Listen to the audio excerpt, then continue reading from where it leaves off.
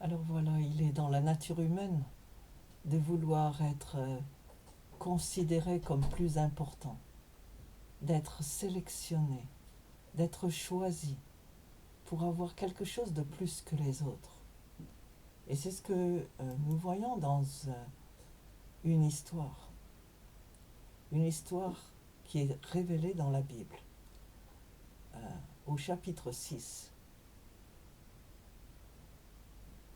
de, du second livre des rois. Le roi de Syrie était en guerre contre Israël. Il tint conseil avec son état-major et décida: j'établirai mon campement à tel et tel endroit. Immédiatement, l'homme de Dieu, Élisée, fit dire au roi d'Israël: garde-toi bien de passer par tel endroit, car les Syriens y ont pris position.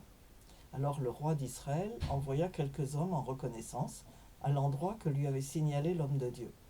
Et cela se reproduisit à plusieurs reprises, au point que le roi de Syrie en fut profondément troublé, parce qu'il a bien sûr découvert l'affaire. Et il convoqua ses officiers et leur dit: ne voulez-vous pas me dire qui parmi nous est du côté du roi d'Israël? Nous avons là quelqu'un qui nous trahit. Et l'un de ses officiers lui répondit: mais personne, mon seigneur le roi. C'est Élisée, le prophète d'Israël, qui révèle à son roi jusqu'aux paroles que tu prononces dans ta chambre à coucher. Le roi dit: allez voir où il se trouve, pour que je puisse le faire saisir. Alors on lui a dit: ah voilà, il est à Dothan. Et il est arrivé là avec une forte troupe de soldats et des chevaux, des chars, qui arrivèrent de nuit et cernèrent la localité. Le lendemain matin, le serviteur de l'homme de Dieu se lève de bonne heure, il sort et il voit cette troupe qui entoure la cité avec des chevaux et des chars. Et il rentre dans la chambre et il dit: mais mon Seigneur, qu'est-ce qu'on va faire? Et Élisée lui a dit: n'aie pas peur, ceux qui sont avec nous sont plus nombreux qu'eux. Et puis après, il a prié, il a dit: Seigneur, Éternel, ouvre-lui les yeux pour qu'il voie. Et l'Éternel a ouvert les yeux du serviteur, qui vit la montagne pleine de chevaux et de chars de feu autour d'Élysée. Ça, c'est l'histoire de cette époque. Et ça n'est pas la première ni la dernière. Dieu révèle les secrets.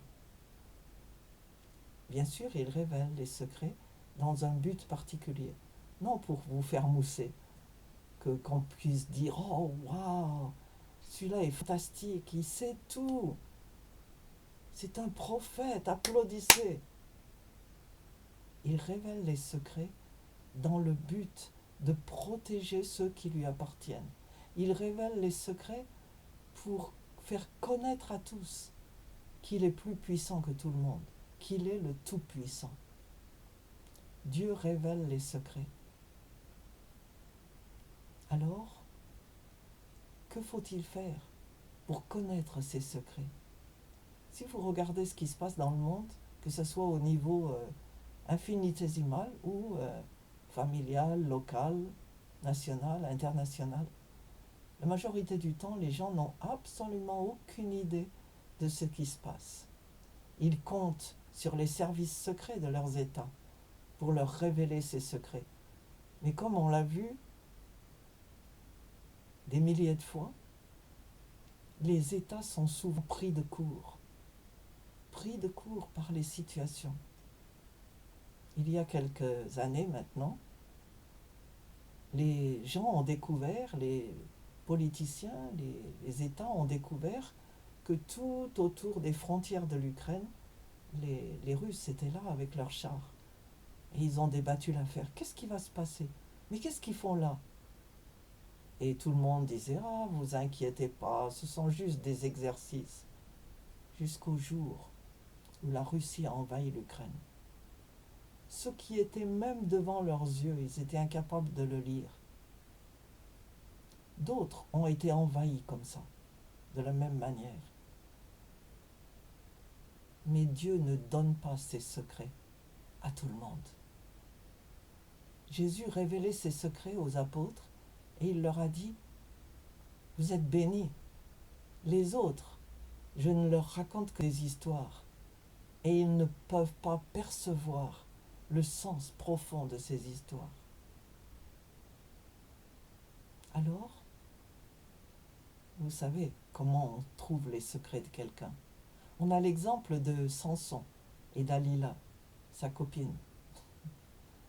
Dalila voulait absolument trouver le secret de la force de Samson. Alors elle l'a cuisiné, elle l'a ennuyé, elle a continué à grogner, à se plaindre. Tu m'aimes pas, sinon tu m'aurais dit. Dis-moi, voyons, arrête de me cacher tout ça. Il a essayé de s'échapper, d'échapper à l'ennui. Il lui a raconté des balivernes jusqu'au moment où il en avait juste assez et plus qu'assez. Et il lui a donné son secret, ce qui a causé sa ruine, comme on le sait. Dieu révèle ses secrets. Et c'est comme dans la nature humaine, dans les relations humaines, vous ne connaîtrez les secrets de quelqu'un, la profondeur de son caractère, que si vous vous approchez de lui ou d'elle, que vous vous approchez de ses proches, qui étaient déjà proches, mais que nous voulons plus proches. On marche avec eux jour et nuit, on fait connaissance, on les épouse, on les respecte. Dans certains cas, ce sont les époux, les épouses. Dans certains cas, ce sont les parents ou même des amis très proches qui se confient à nous quand nous passons du temps avec eux. Le secret de la connaissance de ces secrets, le secret, la clé de la connaissance, elle est dans la proximité.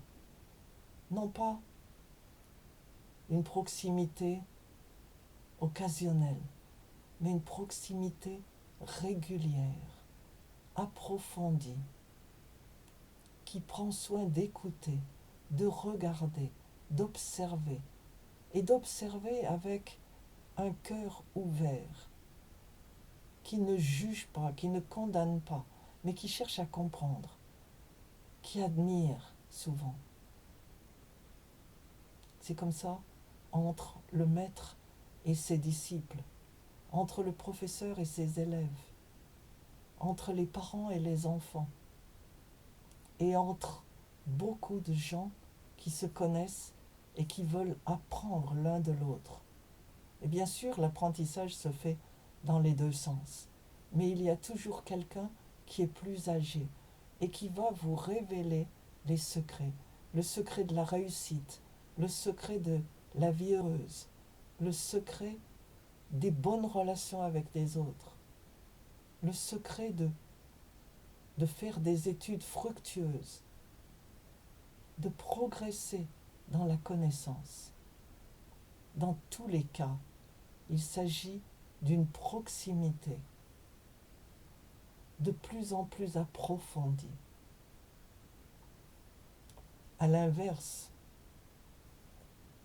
nous avons dans le 2e chapitre de l'Apocalypse une allusion à ceux qui cherchent à obtenir les secrets par la violence, par des moyens détournés, ce que la Bible appelle les profondeurs de Satan.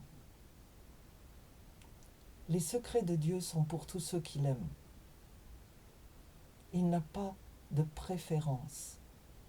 Il est ouvert à chacun et il a révélé à ses disciples ses secrets. Le démon, le diable, au contraire, Lucifer, vend ses secrets et il les fait payer cher. Il vous les propose sous couvert d'un choix qui vous fait croire que vous êtes l'élu. On commence par vous bloquer la vue. On vous met un masque et on vous dit marche avec moi et tu vas connaître les secrets de Satan. Il n'y a rien dans ces secrets qui va vous rendre la vie heureuse. ceux qui ont cherché à obtenir ces secrets par l'étude, par la fraternité, par l'entrée dans des clubs fermés, ils n'obtiendront jamais les secrets de Dieu. Les secrets de Dieu, ils sont pour ceux qui l'aiment et il les a ouverts. Comme il a ouvert dans l'histoire que nous avons lue, comme il a ouvert les yeux de Géhazi, le serviteur d'Élisée. Il ouvre les yeux de ses disciples gratuitement. Et il n'y a rien à payer. Jésus a payé pour nous. Et si vous connaissez Dieu, si vous vous laissez attirer par lui, vous connaîtrez ses secrets, son secret d'amour pour le monde. Et vous pourrez le partager, parce que ces secrets sont faits pour être partagés.